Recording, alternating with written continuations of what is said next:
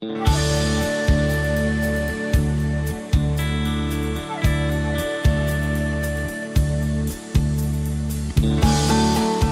қазақ қазақ емес, нағыз қазақ домбыра. Домбыра ерте заманнан бері халқымызбен бірге келе жатқан, рухани жан серігімізге айналған музыкалық аспаптардың бірі. Домбырамен жалғыз күй емес, терме, ән орындауға да болады. Ол әртүрлі аспапта орындалуына байланысты қобыз, сыбызғы және домбыра күйлері деп аталады. С незапамятных времен и до сегодняшних дней человека сопровождает музыка, песня, а значит и музыкальные инструменты. Сегодня наш выпуск посвящен пропаганде среди молодого поколения национального наследия через демонстрацию связи народных традиций и творчества казахского народа, передаваемых из поколения в поколение, на примере обычных людей, живущих рядом с нами, обладающих даром искусства. Баязит Қуандық Әбуұлы белгілі Павлодар облысының аспап шебері. Қуандық аға алғыс хаттармен, дипломдармен, құрмет грамоталармен марапатталды. Павлодар қаласының тумасы өз қолымен керемет туындыларды, қазақтың ұлттық аспаптарын жасайды. Бұқаралық ақпарат құралдарында Қуандық аға туралы бірнеше мақалалары жарияланды. Біздің мектепте Қуандық аға туралы мақала жазды. Мақаласы баспаға шығарылды. Экспо халықаралық көрмесінде орын алды. Қуандық аға біздің елімізде ғана емес, басқа елдерге танымал.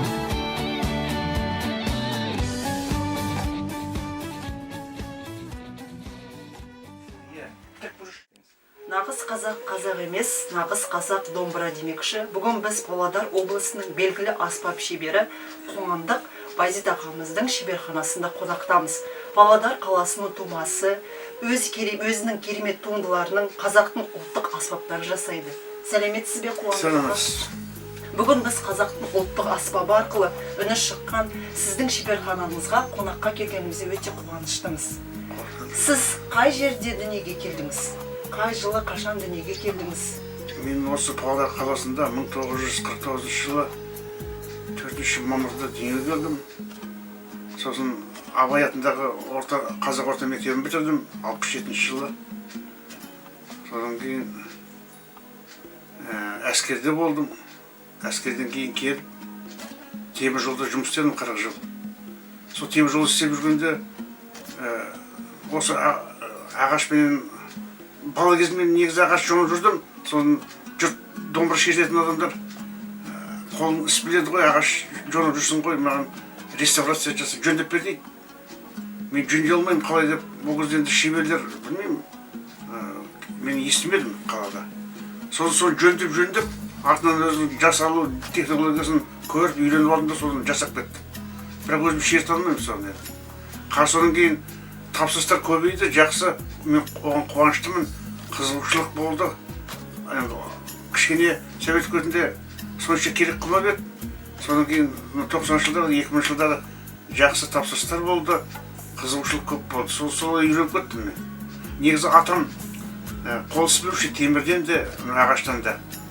Сол бала кезімде 60 жылдары басында бір қалақ домбыра дейді, жалпақ домбыра жасап берген ойып. Соны енді мынау өнер деп басыма ырым жасап, ет жастадым әйтеуір, білмеймін неге. Соны бірақ үйрене алмадым мен. Шерті қолымнан келмеді. Келген адамдар өлең айтып жүреді сол домбырамен. Жақсы екен деп жүреді, өзім шерте алмадым. Жақсы, рахмет. Ағаштан солай бәрін жасадым, ұсақ түйектің бәрін. Жақсы, рахмет. Ал Павлодар қаласының тұрғынысыз ба өзіңіз? Иә, сол 49 жылда осы жерде туып өстім, Иса Қазақ көшесінде. Қазір бар, әкемнің үйі бар, туыстарым тұрады. Жақсы, рахмет, Қуандық аға. Домбыра ерте заманнан бері келе жатқан халқымыздың жан серігіне алған ұлттық музыкалық аспаптардың бірі. Домбыра жасау бұл отбасылық сіздің қол өнеріңіз бе, әлде отбасында біреу осы іспен айналысты ма? Айналысқанда жаңағынды айттым ғой, атам жасап берген, негізі ағаш шебер болып соған таптым ғой деп ойлаймын. Ағаш жаңа, ал негізі ойымда болмаған домбыра жасаймын деп. Соларға қобдиша дейді, ұршық, қазақтың неден сияқты жасап жүргем. Содағы домбыра шешетін адамдар сол кезде сынған домбыраны жөндеп бер деп, соны жөндеп өзім үйреніп кетті. Содан домбыра жасауды қазір жақсы, қалай айтсам екен, өзіме ұнайды. Жалықпаймын ешқашанда. Мынау айтайын дегенім, өзің сүйікті ісіңмен айналыссаң ешқашан шаршамайсың. Уақытты есептеспейсің. Тек бос уақытым бар осы шеберханада өтеді. Өзіме ұнайды негізі. Бірақ қазір жастар қызығушылық танытпайды. Оларға қолма-қол ақша керек. Жастар болды, алып келдім осында. 1-2 күн келеді келмей қояды. Артынан сұрасам, қолма-қол ақша төлмейді деген, мен одан қалай ақша төлеймін? Сен бірінші үйрен, мен тегін үйретем. Сосын барып, саған домбыраның бөлшектеріне жаса деп ниетем, тапсырыс берем, соны жасасаң, соған мен төлеймін. Сен бірінші үйреніп ал. Олар қолма-қол ақша керек. Мынау домбыраны жасап болғанша қанша уақыт өтеді ол? Оны алушылар келгенше қай уақыт өтеді? Оған адамның қарнашады ғой, ешкім ынтасы жоқ. Оны ұнатпайтын адамдар оны шыдам болмай, ниет алмайды, оны тастап кетеді. Ұнайтын болғаннан кейін мен содан ләззат аламын, өзіме ұнайды. Жасай беремін, жасап жатырмын. Алғашқы, негізі Қуандық аға алғашқы домбыра жасауды қай жылы, неше жаста қолға алдыңыз өзіңіз? Ол бір енді 30-дан асқанда мынау 90 жылдардың басында. 90 жылдардың басында. Солағы маған келіп, қайта жөндеп деген содан кейін көрініште сол жасадым. Содан өзім қызығып кеттім. Содан 90 жылдар жақсы тапсырыстар болды. Мынау Астанаға апарып өзімді танысып өзім, енді ешкім мені білмейді, мен өзім домбыраны жасап алып, қолын ұстап, ұялман кейбіреулер домбыраны неге жалаңаш жасасын деп, ұстап алып қаланың мектептерін араладым, Астанаға барады наурыз тойында араладым. Содан мені көріп, олар телефонды алып, маған тыныштық болмады 90 жылдар, 2000 жылдар. Содан бос уақытымда сол жасап домбыраларды апарып өздерін таратып берем. Қуанып, мәз болып, рахметін айтып атады. Сондай болды. Қазір енді бәрі танылды. Қазір енді өздері үйде отырамын, телефонмен өздері хабарласады. Керек адамдар. Ешқайда шықпаймын шеберханадан. Рахмет. Сіздің қолыңыздан шыққан домбыраңыз Экспо халықаралық көрмесінде орын алды. Сіз өз еліңіз емес, басқа елдерге тыс танымалсыз. Осы танымалдық сізге қалай келді? Сізді қалай адамдар тани бастады? Енді бір-бірінен естіп, бізді шеберлерді алғашында 90 жылдары консульсия күні, қала күнінде бізді шақырады шеберлер несі деп, көшесі деп орталыққа. Сонда апарып өзімнің 8 атамды көрсетіп, содан мені шақыра бастады. Бір не қарағаным, өзім қалай айтсам, намыс үшін бәрі де. Сұрақ-түйек біз істегендерін шығарып көрсетіп атады. Біздің ешкім жоқ, мен ойлаймын, қалай болады. Содан қолыма түсіп, неткен Дзержинскийдің бюстін жасағам. Маркс Лениннің несі барельефін жасап ағаштан. Енді ол кезде алғашқыда Советтің сондай болғаннан кейін сол кезде сондай жасағандан көрсетіп жүрдім, кейін сол домбыраға ауысып. Мен ұялмаймын, шақырған жерге жүре берем. Өйткені қазақтарда осындай шебер бар, осындай аспаптар бар екен деп. Сосын мені сол Экспоға сол алып барды. 12 күн болдық. Шетелдің адамдары алды, мынаны кішкентай домбыраларды көбірек алды. Бұны ыңғайлы алып жүруге. Рахмет Қуандық аға. Сұхбатыңызға сізге рахмет. Осындай қазақтың ұлттық аспаптарын жасай беріңіз, еңбегіңіз жемісті болсын. В школе прошла творческая встреча қазақ халқының өшпес мұрасы домбыра с домбристом, народным умельцем, мастером казахских народных инструментов, а также с победителем проекта «100 новых лиц Казахстана», домбрист-виртуоз, исполнитель казахских народных песен, актер Алексей Лодочников. Алексею 22 года. О нем еще говорят «русский парень с казахской душой». Қазақ қонақжай халық, қадірлі қонақтарға шапан жабылады.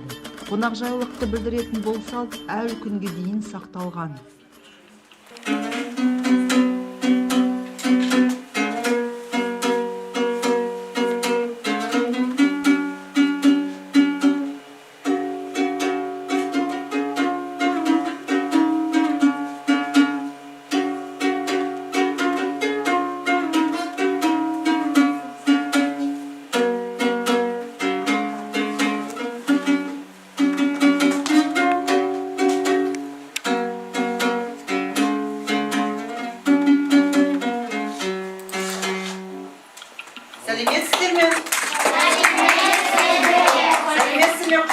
қонақтар, ардақты мұғалімдер, қадірлі оқушылар.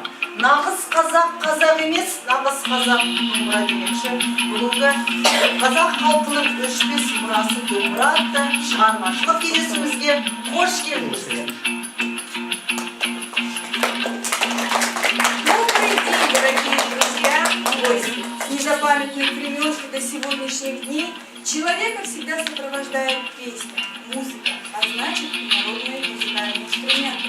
С 12 июня 2018 года указом первого президента Казахстана Нурсултана Назарбаева в стране мы празднуем День национальной домбры. Было решено отмечать этот праздник первое воскресенье июля. Бүгін біздің Павлодар қаласының номер 13 мектебімізде Павлодар облысының белгілі аспап шебері Баязит Қуандық Әбуұлы қонақта. Қуандық аға дипломдармен, алғыс хаттармен, құрмет грамоталарымен марапатталды. Павлодар қаласының тумасы өз қолымен керемет туындыларды қазақтың ұлттық аспаптарын жасайды. Бұқаралық ақпараттық құралдарында Қуандық аға туралы бірнеше мақалалар жарияланды. Сонымен қатар біздің мектепте Қуандық аға туралы мақала жазды. Мақаласы баспаға шығарылды. Экспо халықаралық көрмесінде ол кісінің домбыралары орын алды. Біздің де елімізде ғана емес, Қуандық аға басқа елдерге де танымал. Қуандық аға сәлеметсізге, сізді көргеніңізге өте қуаныштымыз. Ребята, еще одного гостя я хочу представить нашей школе.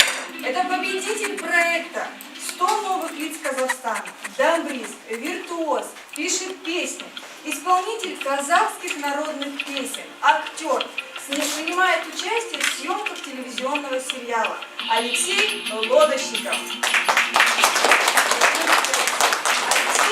Алексею 22 года, о нем еще говорят: русский парень с казахской душой, воспитанник детского дома села Теренколь Качирского района Павлодарской области. Домбыра ерте заманнан бері келе жатқан рухани жан серпілімізге арналған музыкалық аспаптардың бірі. Домбырамен жалғыз күй емес, терме, ән орындауға да болады. Ол әртүрлі аспапта орындалуына байланысты қобыз, сыбызғы және домбыра күйлері деп аталады.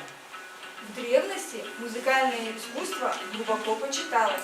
Игрой на домбре сопровождает свою песню пение народные сказители, аккорды. Исполнение на домбре музыкальных композиций является любимой формой художественного творчества казахов и не только. В древние времена домбра имелась в каждой казахской семье.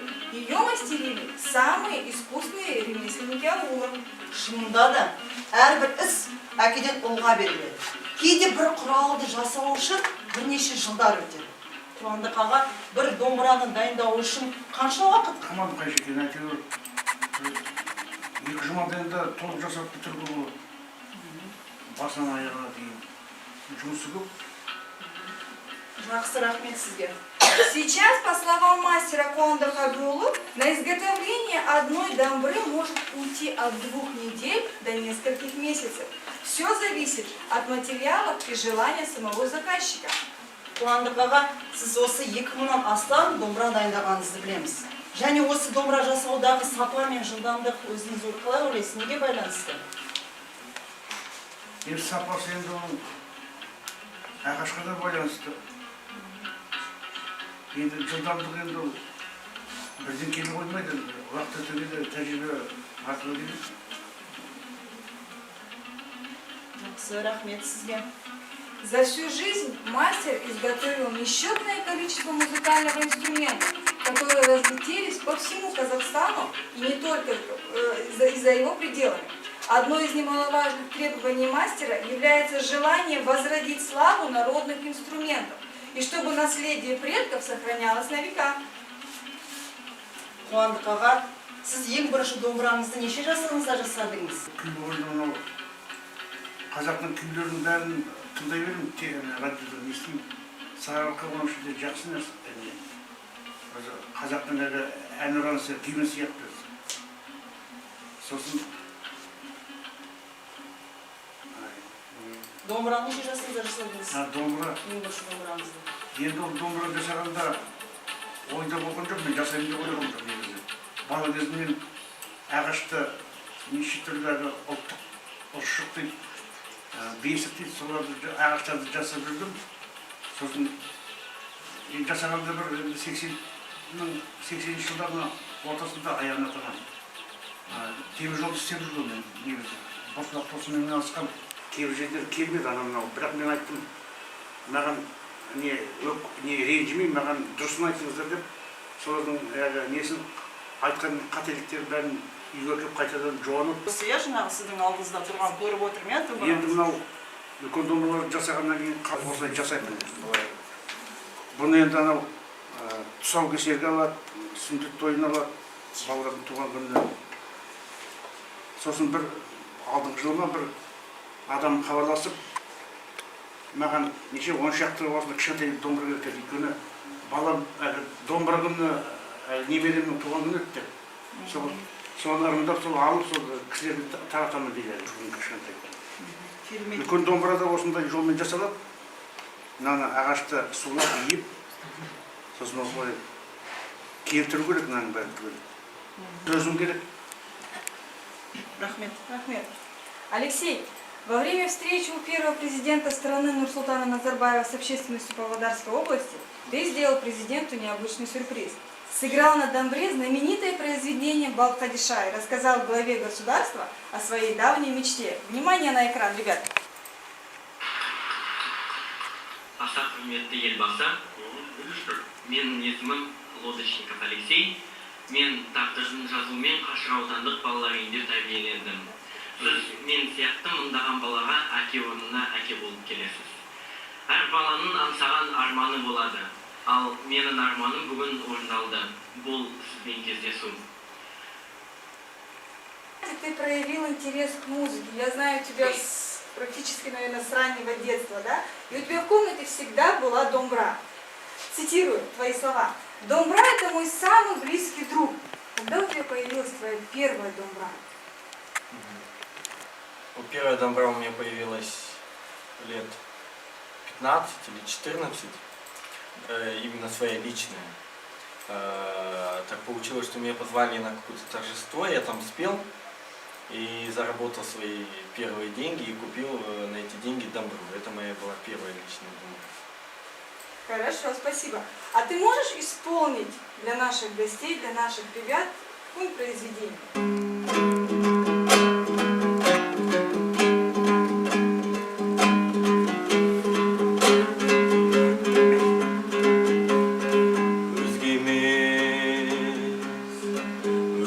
Айтамыз шайымдай, жүрегім жалынат қаңсыз тайыңда, тереңде тұнып жатқанда ол күйді, тербетіп, тебіреңді бір қозығайыңда. Аман жол рахым жаның қасымымын, мен қалған бір атаның ғасырымын. Біреуге жұртта қалған жасығымын, біреуге аспандағы асылымын. Екі көз, екі жұлдыз маңдайдағай, көрушең құбылысты қай-қайдағы. Япырмай сен де бір күн сөнермісің, қап-қара түнек болып маңайдағы.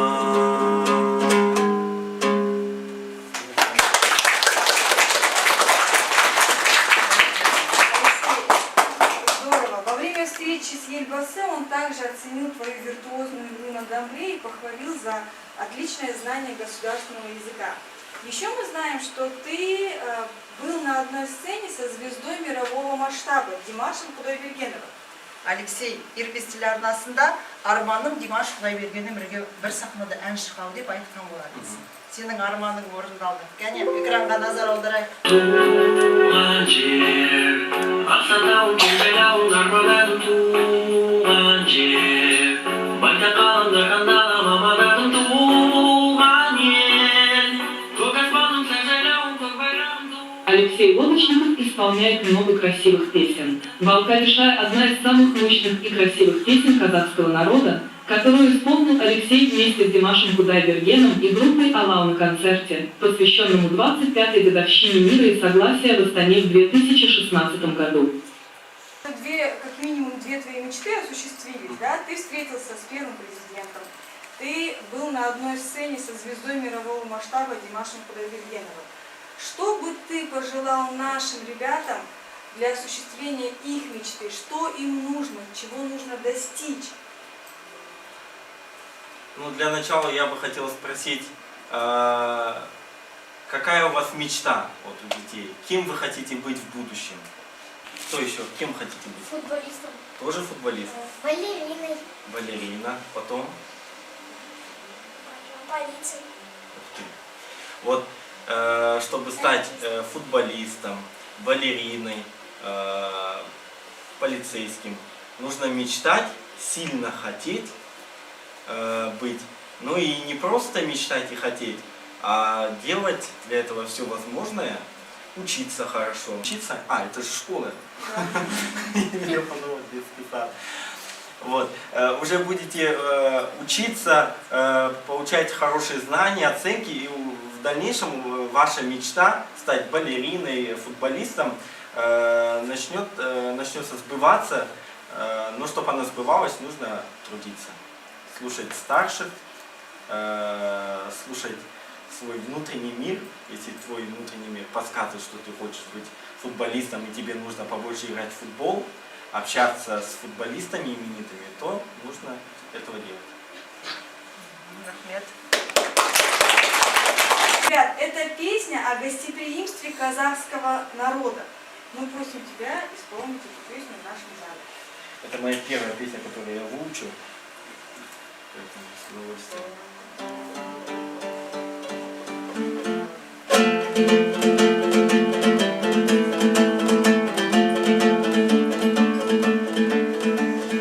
Жайлауында жүрген жігіт мағын қой, дос келді деп жасап жатыр анық той.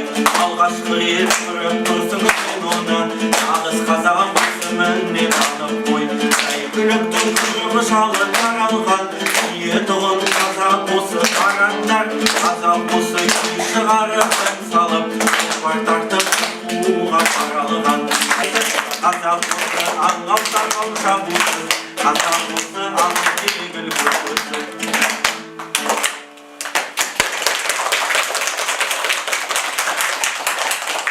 Национального наследия через демонстрацию связи народных традиций и творчества казахского народа, передаваемых из поколения в поколение. Именно на вашем примере, на примере обычных людей, которые живут рядом с нами и обладают даром искусства. Қуандық аға, осы отырған өскенін ұрпаққа сіз өзіңіз қандай тілек айтар едіңіз? Енді айтатын тілегім былай. Алдағы қойған мақсаттарына жетіңдер, не өздеріне ұнайды, соның ақына дейін жетіңдер. Өмірлерің жақсы болады. Иә, денсаулықтарың мықты болсын деп көтерін тілін алыңдар. Иә, осы нені рухани жаңғыруды жалғастыра беріңдер. Ұлттық әлі нелерді, өнерді. Үлкен рахмет сізге. Қуандық аға, сізге зор денсаулық, ұзақ ғұмыр, шығармашылық табыстар, отбасыңызға амандық тілейміз. Біз сіздің осы жуырда отбасыңызбен бірге алтын тойларыңызды атап өткендеріңізді білеміз. Қауқар тойларыңызға да жетіңізге жассын деп тілейміз. Қазақ қонақжай халық, құрметті қонаққа шапан жабады. Қонақжайлықты білдіретін бұл салт әлі күнге дейін сақталған. Біздің шапанымызбен суретіңізді қабыл алыңыз.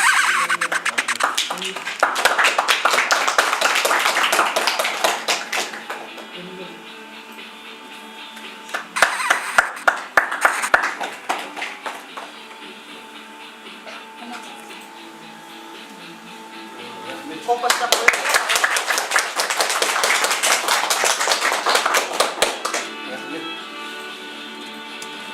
Мына біздің қолмен жасалған суретімізді қабыл алыңыз. Бізде қонақжайлықты білдіріп, саған мынандай бір шапанымызбен бізді қабыл ала қойып. Спасибо.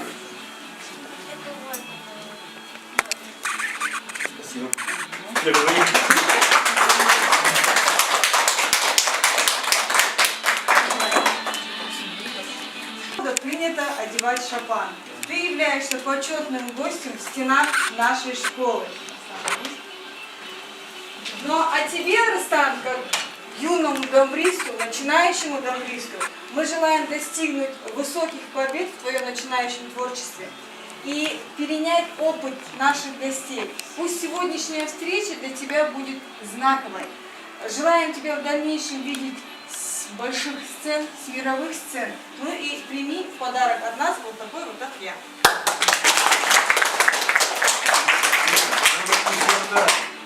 Неге сахнаға шыққанда немен шапанмен шығып, сонда тіпті жақсы болады.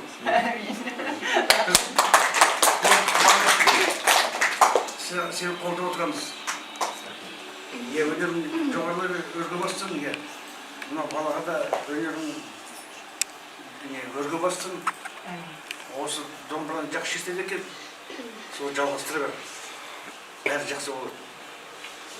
Рахмет. Мен қуанып отырмын мынандай жастарға енді. Я тоже радуюсь, когда маленькие дети учатся играть на домбре, потому что видим сейчас время технологий. В основном сейчас дети очень много, и будем говорить своими словами, но в телефонах иногда много сидят. И не всегда много полезного там можно увидеть. И когда мы видим, что дети ходят на какие-то кружки, открывают для себя что-то новое, это очень круто. Поэтому саған сәттілік тілеймін. Болашақта Қазақстанның белгілі бір күйшісі бол. Қазақстанның өнерін Димаш секілді үлкен сахналарға таныстыр. Енді мына жасау жолын үйреніп алсаң тіпті жақсы болар еді. Керемет. Әрі өзің шертесің, ана жасаған домбыраның несін өзің күйлеп, қай жер киім кетігін өзің жөндесең тіпті жақсы кетеді. Сонда тіпті саған баға жетпейді. Рахмет.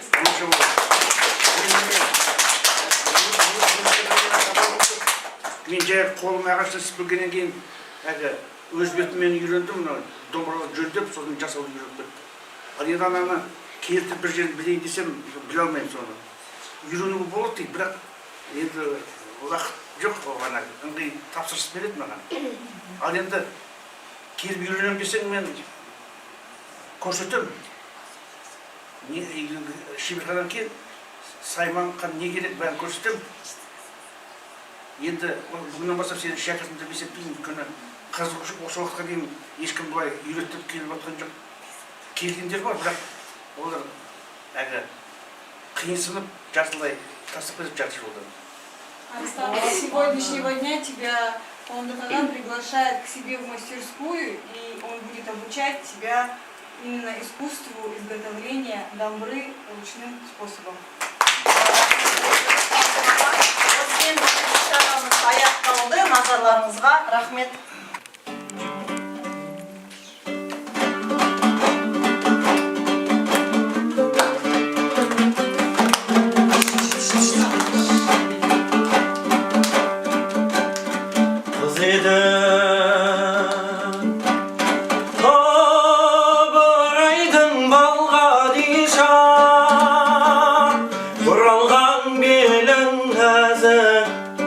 Шіркіні талға дишау ай 80 ғат серуіліге шықса дағы ішінде шолпан жұлдыз жарығымыз сен ғадишау ай дегенге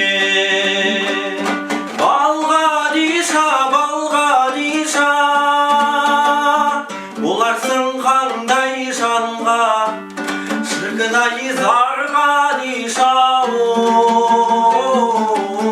ай бұланда асау тайдай жүрген басы